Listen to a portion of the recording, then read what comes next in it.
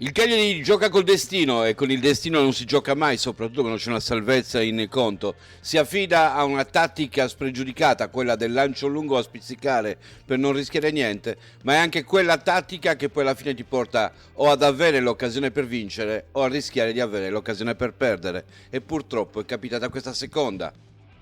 Cragno, Lacchitto, il regista della squadra, a cui sono affidate tutte le impostazioni d'attacco attraverso il servizio con lancio lungo. Quel poco che deve fare per difendere la porta lo fa bene. Altare, l'ostacolo, ha il compito esclusivo di sbarrare la strada all'avversario, riesce anche casualmente a condurre un contropiede e creare un'occasione gol.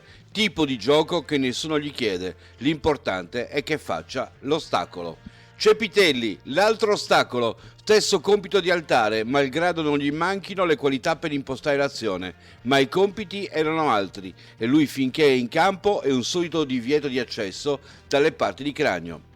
Valukiewicz, l'ostacolo di ricambio, non è più il materiale di una volta, questo si dice per i materiali di nuova generazione, i ponti, le strade, le case e i muri. Nel finale il suo muro è di gomma piuma, la palla rimane là e Badley la mette dentro, l'infiltrazione fatale. Carboni, l'ostacolo laterale, si concede qualche momento da calciatore, cercando di evitare di picchiare esclusivamente la palla che Mischina piangeva, qualche carezza di gioco nel mezzo del duro lavoro da ostacolo. Bellanova, la fortuna, se il rimbalzo arriva giusto e lui riesce a partire, crea sempre qualche problema. Poche volte lo si riesce a trovare volontariamente, perché la palla vola e tocca a teste come palla magica, non è la roulette giusta. Nandez, il jolly, pescato dal mazzo dove era finito nascosto per 6 mesi. Si usa il termine infortunato, sì. Forse, quando nessuno ti pesca, sei infortunato, in cerca di fortuna, sperando di ritornare, prima, ma soprattutto poi. Marin, l'abaco, si è fermato in mezzo al campo a contare quanti palloni gli sono passati sopra la testa. Una sorta di rete in mezzo al campo. Pochi quelli che ha potuto giocare. Non fa l'astronauta. Grassi, la calamita, tenta di attrarre il gioco intorno a sé, ma se il magnetismo del gioco a terra non è programmato, a lui viene richiesto di fare la Vespa a centrocampo nel pressing contro il Genoa. Rog, il surfista, cerca di sfruttare l'onda per spingere il Cagliari in favore di vento, ma poi cade dalla tavola in fase di ripiego. Se qualcuno lo avesse dimenticato, sa fare meglio il calciatore, sport di relazione.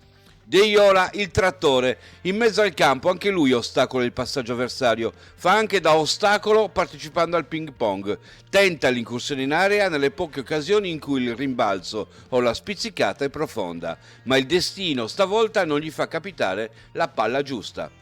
D'Albert, il giocoliere, difficile capire cosa fa in mezzo al campo. A volte anche lui, come Bellanova, rappresenta il potenziale colpo di fortuna.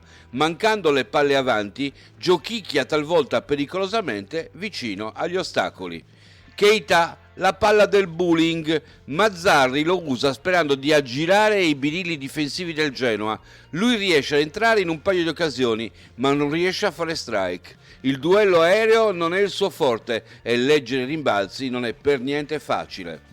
Pavoletti, il sognante, sogna di poter ricevere un cross, uno solo, un desiderio così impellente che va a farselo lui, da solo. L'unico cross è il suo, ma non può essere contemporaneamente dentro l'area di rigore. Nessuno lo può giudicare. João Pedro, il re.